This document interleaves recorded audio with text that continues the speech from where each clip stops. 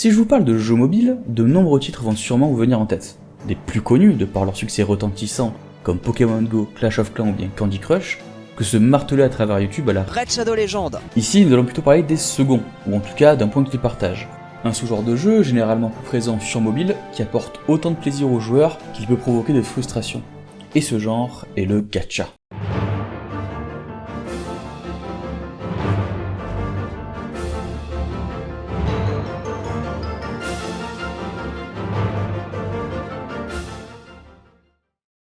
Le terme gacha est directement dérivé des gachapods japonaises. C'est un genre qui a littéralement envahi autant les stores que YouTube.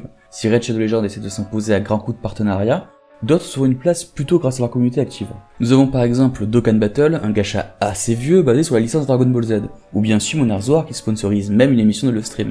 Dans un gacha, la principale mécanique consiste à collectionner des personnages. Les plus faibles et communs peuvent être récupérés via des drops, ou des récompenses par exemple. Néanmoins, pour les plus rares, les plus beaux et les plus puissants, il faudra généralement passer par le fameux système de loterie, dont vous avez peut-être déjà entendu parler. Énorme boîte de Pandore qui, à chaque ouverture, peut autant provoquer un plaisir immense qu'une frustration tout aussi importante. Son et lumière sont au programme pour vous émerveiller à chaque tentative désespérée d'obtenir la dernière waifu du moment, dépensant jusqu'à vos derniers sous récupérés à la sueur de votre farm, pour au final avoir de grandes chances de ne rien obtenir.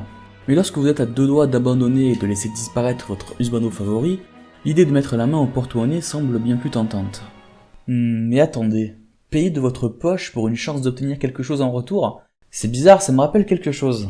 Eh oui, on peut effectivement totalement rapprocher gacha et jeux d'argent plus classiques, sauf qu'ici, au lieu d'une chance de doubler votre mise, vous claquez votre PEL pour un JPEG d'une loli ou d'une femme plantureuse de forme exagérée.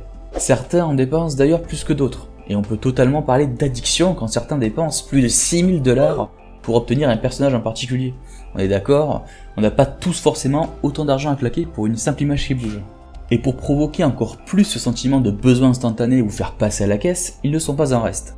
Nouveaux personnages et contenus permanents, des bannières aux personnages limités qui ne pourront plus être récupérés, crossover avec d'autres licences, et des waifus à ne plus savoir où en placer.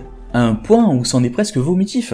Oui Destiny Child, c'est bien de toi que je parle. Quand on met en place une fonctionnalité pour cacher ces personnages et leur live 2D sexualisé à outrance, afin d'éviter que tout le monde ne le voit, c'est qu'il y a quand même un sacré problème. Néanmoins, malgré que ces deux points soient un sacré souci qui mériterait chacun une vidéo à part entière, et croyez-moi, ça arrivera, limiter les gachas à ça serait faire preuve de mauvaise foi. Tout d'abord, la qualité de ces derniers est souvent étonnante, surtout lorsqu'on a encore en tête le cliché du jeu mobile à la Doodle Jump ou même à la Candy Crush. Ces jeux ont ainsi des gameplays légers et agréables, à l'antithèse même des jeux plus classiques, où surprisance de systèmes compliqués et de difficultés rime avec qualité. Ils ont de véritables atouts qui, même en dehors de la loterie, les rend intéressants et tout à fait agréables à jouer.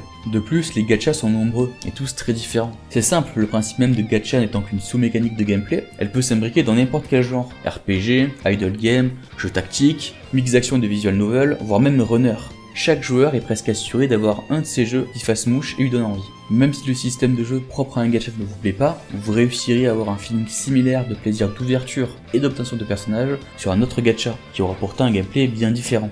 Outre ça, ces jeux ont souvent des graphismes léchés et des musiques agréables, de quoi vous garder de longues heures et presque vous donner l'impression de jouer à un petit jeu indé. Un gacha peut être joué de manière casual, quelques dizaines de minutes par-ci par-là dans les transports, ou à un plus gros niveau, et durant plus de temps si vous pensez que cela en vaut la peine.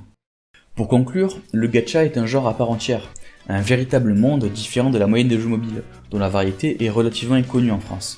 Sous-genre accolé à une grande variété de gameplay, il mérite qu'on s'y attarde un petit peu. Malgré un système de loterie possiblement dangereux et parfois un poil abusif, ils ont de nombreuses autres qualités qui méritent notre attention. Si jamais vous ne savez pas trop par où commencer, voilà quelques titres très intéressants pour vous lancer dans l'aventure. Epic Seven, un gacha magnifique, très généreux en termes d'invocation et portée PVP. Arknights, un jeu tower defense presque seulement solo. Ou bien même Dragalia Lost, bien plus tourné action. Et si jamais vous souhaitez discuter avec d'autres passionnés du genre, découvrir ou faire découvrir d'autres gachas, ainsi que parler avec d'autres joueurs, n'hésitez pas à passer sur notre Discord. Gacha Alliance, c'est bien plus que cette simple vidéo. C'est une communauté autour du gacha, ouverte à tous, où on discute et partage. N'hésitez pas non plus à vous abonner à cette chaîne, où de nombreuses autres vidéos sortiront. Des tests d'autres gachas, des vidéos plus ludiques sur des mécanismes du genre, possiblement du gameplay et plein d'autres choses. Merci d'avoir regardé et à bientôt sur la chaîne.